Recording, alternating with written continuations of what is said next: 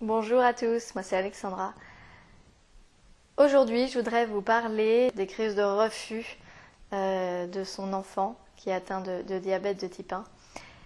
Alors, je suis pas psy, évidemment, j'ai pas de formule magique, de formule miracle à vous donner. Je voulais quand même en parler, au moins vous partager mon expérience, au cas où ça puisse aider d'autres personnes. Parce que même si c'est un sujet sur lequel j'ai pas de conseils à donner à personne, ça reste un sujet qui est super important. On a tous été confrontés, si on suit un enfant qui a un diabète de type 1, à des moments des fois de ras-le-bol, où ce truc là qui est constamment là, qu'il faut changer, ses appareils à changer, la pompe à faire, les doigts à piquer, etc. Et c'est pas drôle, c'est pas drôle évidemment pour l'enfant, le premier. C'est pas marrant pour les parents, en tout cas pour les accompagnants. Et donc voilà, je voulais ouvrir le sujet parce que je pense que on est nombreux à prendre ça à cœur et accompagner un enfant qui a un diabète de type 1, traiter le diabète, ça inclut aussi cette partie-là, le soutien moral. Et donc c'est un sujet qui évidemment est aussi important que le reste. Alors, dans notre cas, donc Léo a 4 ans, il fait pas tant de crises que ça. On est finalement, il en fait, mais on se dit que ça pourrait finalement être bien pire.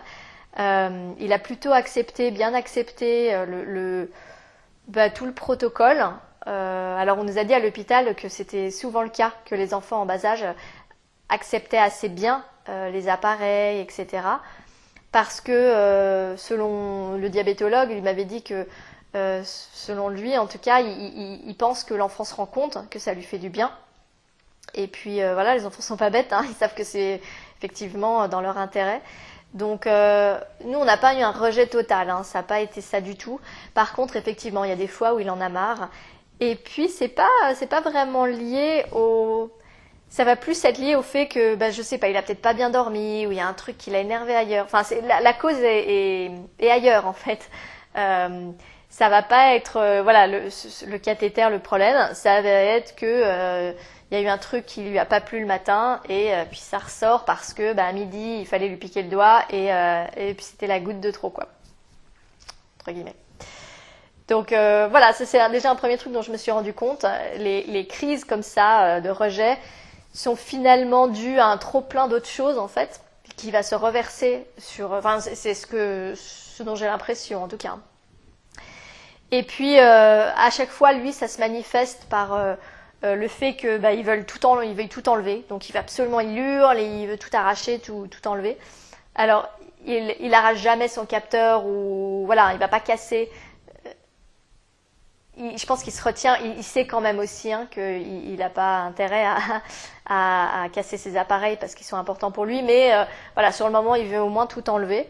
Donc on le laisse faire, on l'aide, on ne va pas le retenir, sauf s'il y a vraiment un besoin qu'il le garde, mais en général on peut le débrancher petit instant, c'est pas très grave. Et puis en général il veut le mettre à la poubelle ou l'emmener dehors. Et puis il se met à hurler, à crier. C'est des crises d'enfants de 4 ans. Je vous apprends rien. Si vous avez un enfant en bas âge ou si vous avez eu un enfant en bas âge, je vais pas vous expliquer comment marchent les crises des enfants. Et puis je suis pas une experte en parentalité non plus, bien sûr. Mais donc du coup ce qui se passe chez nous, c'est que tout d'abord il va devoir exprimer sa colère. C'est ce dont je me suis rendu compte. Il va devoir exprimer sa colère physiquement. Donc lui, on va plutôt que... moi je lui ai dit qu'il avait le droit d'être en colère, il avait le droit de l'exprimer, mais il n'avait pas le droit de faire mal et de taper sur quelqu'un ou de casser quelque chose. Donc ce que je fais, c'est que je lui donne un coussin, ou souvent un coussin ou sur le canapé pour qu'il puisse taper autant qu'il veut.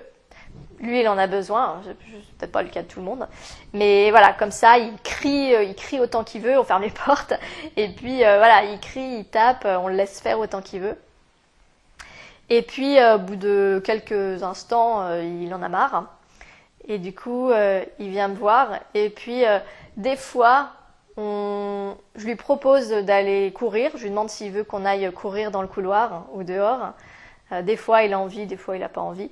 Mais s'il a envie, ben, je lui prends la main, puis on va courir. Comme ça, il va continuer de processer le truc, en fait, pas de le garder en lui. Les enfants sont très forts pour ça, j'ai remarqué. Nous, on a tendance à... Enfin, en tout cas, les adultes, quand on a des émotions, certaines fois, on va les garder à l'intérieur, et puis ça va macérer, ça va pas vraiment faire du bien. C'est vrai que les enfants arrivent à l'exprimer et à sortir d'eux, quoi. Donc voilà, en tout cas, lui, c'est ce qu'il fait. Et puis, après, des fois, il vient me voir en me disant Maman, aide-moi à me calmer, j'arrive pas à me calmer.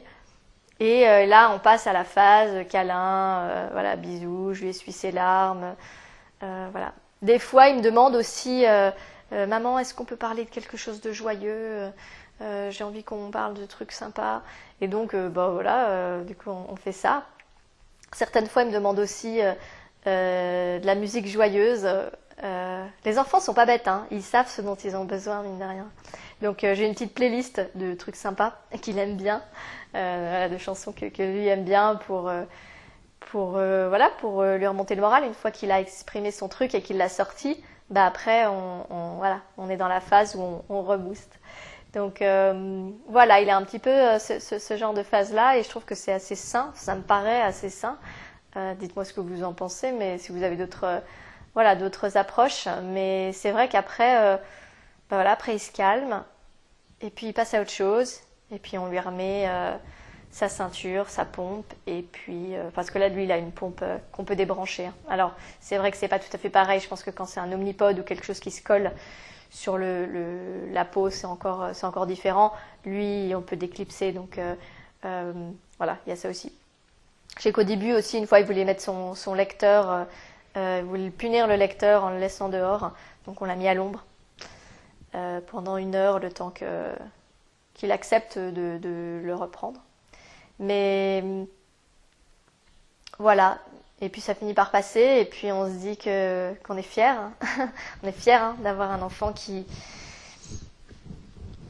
exprime ça, et puis qui sait le gérer, quoi. Qui sait le gérer, et puis qui sait prendre la mesure des choses au final. Parce au final, ils reviennent à la raison, entre guillemets, et puis ils acceptent. Mais c'est pas des moments marrants, hein, on est d'accord. Hein. Je pense que sûrement, vous avez eu aussi des questions. Alors ça peut être d'ailleurs à tout moment de la journée. Hein. C'est vrai qu'hier j'étais au supermarché et au milieu du rayon frais, je sais plus de quoi on parlait. Puis il me demande pourquoi il a le diabète. Et donc voilà, je pense qu'il cogite aussi beaucoup. Hein. Et nous, on essaye toujours de lui répondre de la façon la plus honnête possible, de lui expliquer les choses. Alors après, pourquoi il a le diabète, j'en sais rien, quoi. Ce que je lui dis, j'en sais rien. Et quand il me demande si ça sera pour toute sa vie, alors moi je lui dis pas oui. Alors voilà, je sais que c'est un petit peu le discours, mais moi ce que je lui dis c'est que je sais pas combien de temps ça va durer. Et c'est vrai en fait, c'est vrai, c'est-à-dire que je peux pas lui dire combien de temps ça va durer, mais je ne veux surtout pas lui dire que c'est ta vie parce que déjà je le crois pas. Malgré malgré le discours principal, je suis convaincue. Alors on peut dire que c'est très naïf, mais je suis convaincue que ça va pas durer. Voilà, ça durera pas toute sa vie. Et puis parce que je suis aussi convaincue que les pensées, les croyances ont un vrai impact. Hein, et mettre dans la tête d'un enfant que ça sera comme ça et pas autrement, et qu'il faut se résigner. Moi, c'est une approche que je n'ai pas envie de prendre. Moi, au contraire, j'ai pas envie de me résigner. Je veux le gérer, le traiter, mais pas me résigner et me dire que ça sera comme ça pour toujours. Voilà, je pense que si on veut changer la réalité, il faut déjà la changer là-dedans, quoi. Mais voilà, c'est un sujet pas drôle et puis et je pense qu'on est tous aussi quand il pleure parce qu'il en a marre, hein, parce que son frère a pas besoin de la pompe, son frère a pas besoin qu'on pique le doigt, etc. Eh ben, des fois, je pleure avec lui, alors c'est pas forcément une bonne chose, hein. Peut-être qu'un peut-être qu'un expert me dirait que non, il faut rester fort. Et j'essaye de rester forte. J'essaye de pas lui montrer que... Je sais pas, j'essaye de jamais lui montrer que je suis triste, etc. Mais c'est pas toujours facile parce que dans ces moments-là, on a juste envie de lui prendre, en fait. De lui prendre sa maladie. Je pense qu'on... Vous avez peut-être eu ce sentiment-là aussi, hein. Parce que, voilà, moi j'ai bientôt 40 ans, j'ai vécu une enfance complètement insouciante, j'ai vécu ma jeunesse, j'ai voyagé, je pourrais lui prendre son fardeau en fait et que lui puisse faire son chemin dès maintenant sans ce poids parce que si je pouvais lui prendre, je le ferais. Voilà. Comme je vous le disais, pas de réponse magique, mais au moins, peut-être que ça peut vous montrer que vous n'êtes pas seul à passer par ce genre de moment. Je pense que beaucoup de parents, si ce n'est pas tous les parents d'enfants qui ont un diabète de type 1 passent par ce genre de moment. Et ça ira. Après, bon, évidemment, il y a l'adolescence dont je ne pense pas pour l'instant, à laquelle je ne pense pas pour l'instant. Mais voilà. Bon. Merci à tous. À bientôt.